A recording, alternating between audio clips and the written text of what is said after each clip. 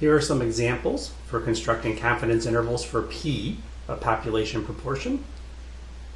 We have our formula up here for it. P hat plus or minus Z star times the square root of P hat Q hat over N.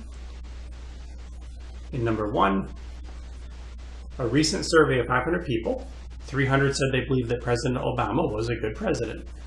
Construct a 90% confidence interval for the population proportion of people who say Obama was a good president. So this is a confidence interval for a proportion. So that means we're dealing with P's and P hats rather than X bar and mu.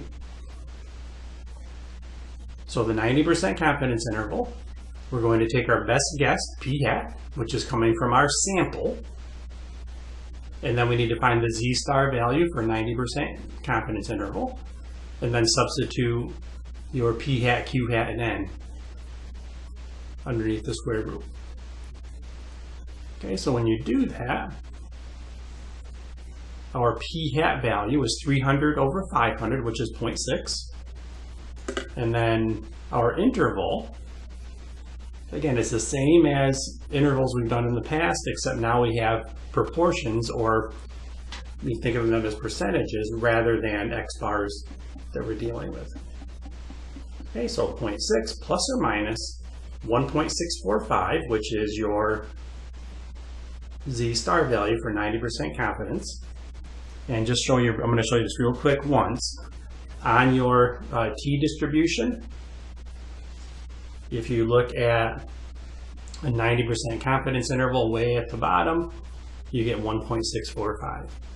Okay, so rather than use your Z tables, as long as you have a 90, 95, 98, 99% confidence interval, you can just use your T distribution to find those values.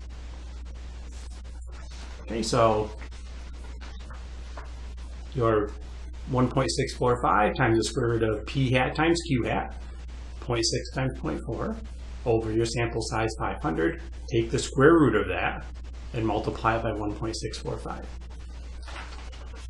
Okay, and I'll just point out that usually when you get your margin of error here, if you think about these in terms of percentages, that's about 3.6%. That doesn't have to be this way, but much of the time you should expect between maybe 2 and 6 or 7%, or 0.02 and 0.07, somewhere in that range for your margin of error. Now it doesn't have to be that way, but generally that's going to be true. Okay, so here's our confidence interval. So we're 95% confident, we're 90% confident that our interval, 0.564 to 0.636, contains the true value of the population proportion of people who say Obama was good president.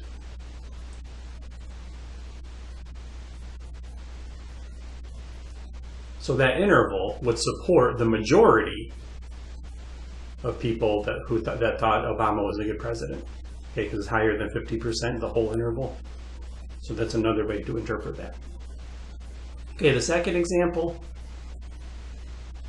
A college takes a random sample of 200 students and asks whether they work full-time. 82 students said they do work full-time. We're going to construct 95% and 99% confidence intervals for the proportion of students at the college who work full-time. Okay, so again, we should recognize this as a confidence interval for a proportion.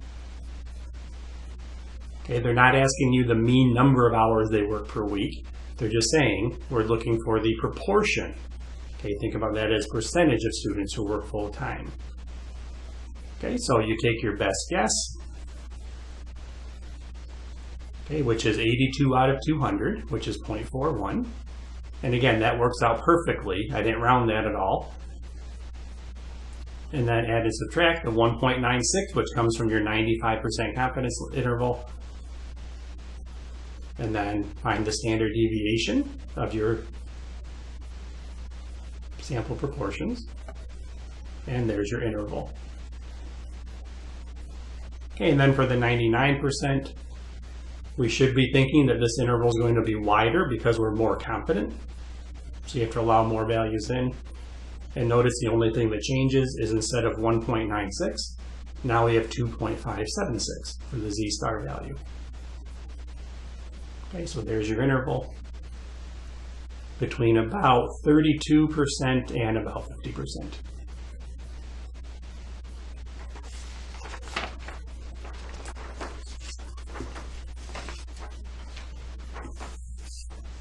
Okay, now suppose we increase the sample size to 400. So now suppose 400 were in the sample and 164, so they work full time. Now for a 99% confidence interval, for the proportion of students who work full time, well now, when you find your p-hat, notice that it's still 0.41. So what I did was I doubled the values to make it be 0.41 still for the proportion. So the sample proportion didn't change. So, but let's see what happens with our interval. Okay, we have 2.576 because we're 99% confident. But now, in the square root here, we're dividing by 400 rather than 200. So that's going to make that number there smaller. Okay, so that'll make your interval more narrow. Okay, so now we're between 0.3467 and 0.4733. And if we compare that to the last example, for the 99% confidence interval, we're about 32% to 50%. Well, notice now we're more narrow. So one way to combat being more confident, so to increase your confidence level, take a larger sample size, and that will help rein your interval back in, make it more narrow. Okay, so as n gets larger, the margin of error will decrease. Okay, and then the last example.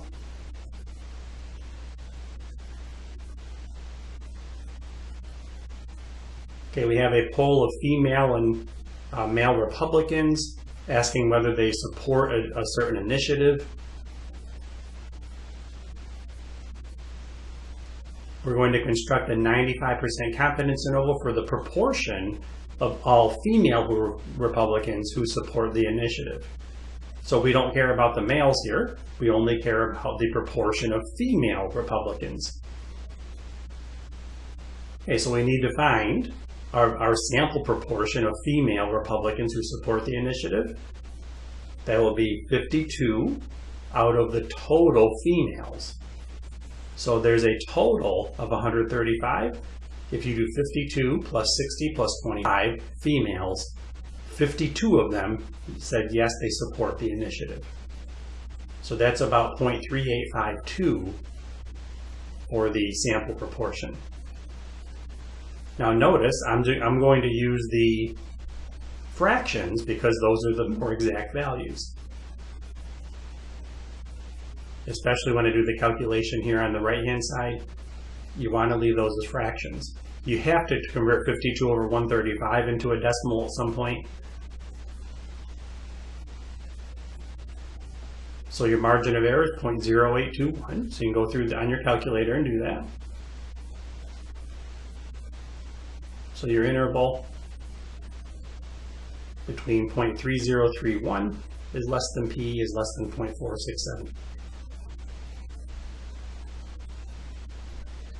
So we're 95% confident that this interval contains the true value of the population proportion of all female Republicans who support the initiative. Okay, and then part B, construct a 95% confidence interval for the proportion of all Republicans who say no. So all Republicans, now we're looking at everybody in the table for our sample, because we're all Republicans now. So the proportion of all Republicans, we're trying to estimate P, the proportion of all Republicans. So this table represents our sample. So the number of no's were 50 and 60, which is 110. And if you add up everybody in the sample, there were 285 of them. So 110 out of 285 said no. okay, which is about 0.3860. So if you do your confidence interval for that, there's your substitution, and then there's our interval. Okay, so we're 95% confident that this interval contains the true value of the population proportion of all Republicans who will say no, they do not support the initiative.